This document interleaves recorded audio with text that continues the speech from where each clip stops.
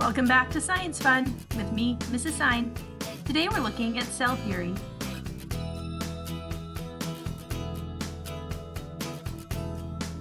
So do you remember this from the first episode? That was the first microscope. A man named Anton van Leeuwenhoek created it, but it had to be held up to your eye, so it wasn't very useful. Well, I guess it was, but not very user-friendly. About the same time Leeuwenhoek was making his observations in Holland, English scientist Robert Hooke was experimenting with microscopes he had built, like this one, quite a bit more sophisticated. He looked at a piece of cork that he had cut from an oak tree.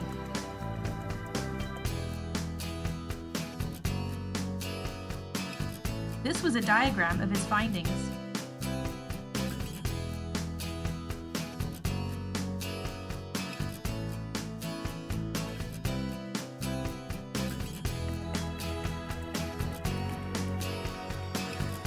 Hooke described the tiny little compartments he saw in the oak tree as looking like honeycomb.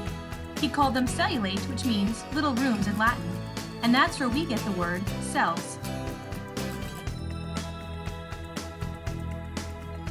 Over the next century, many other scientists used microscopes to study microorganisms and to look at different parts of plants and animals.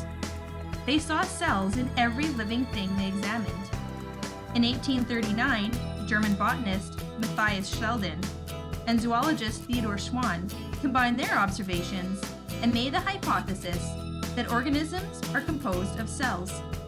A cell is a basic unit of life, they suggested, because all of the functions carried out by living things are carried out by their individual cells.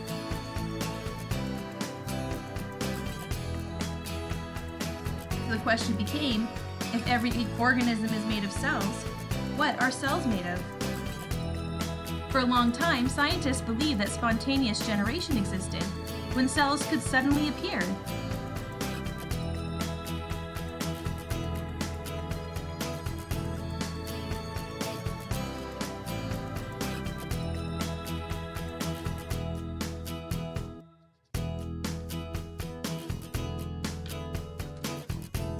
But in 1858, German scientist Rudolf Virchow observed cells reproducing themselves and hypothesized that cells can only come from existing cells.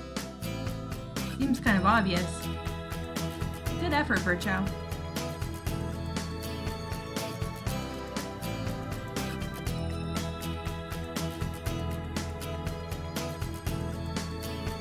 What we know now is that this is the process of how cells separate and reproduce.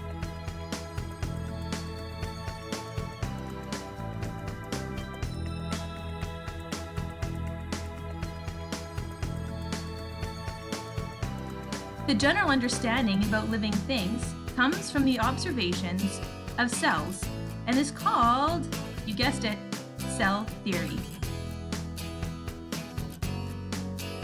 Cell theory is that all living things are composed of one or more cells. That cells are the basic units of structure and function in all organisms. That all cells come from previously existing cells.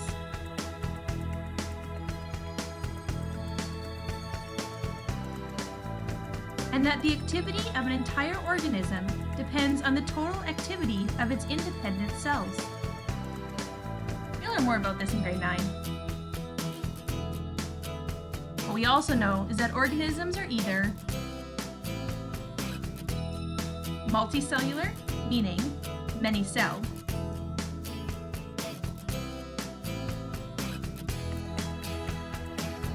people, animals, plants are all multicellular or many-celled organisms.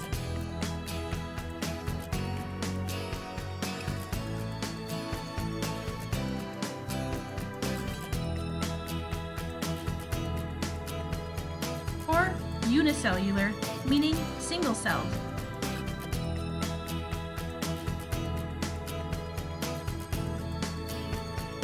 Although unicellular are not simple, each one has a way of moving, obtaining food, and carrying out all other functions essential for life. Microscopic pond organisms, for example, or unicellular? Here's your question this week. Think about all the different types of houses. What do different types of houses have in common? What are the functions and the different parts of a house? In what ways might a human house be like a cell? Until next time, grade 8s. See you later.